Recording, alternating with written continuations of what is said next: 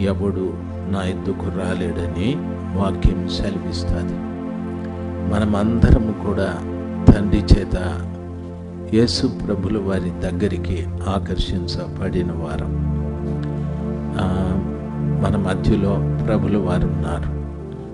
మనమందరం కూడా తండ్రి చేత కుమారుని వద్దకు ఆకర్షించబడిన వారం.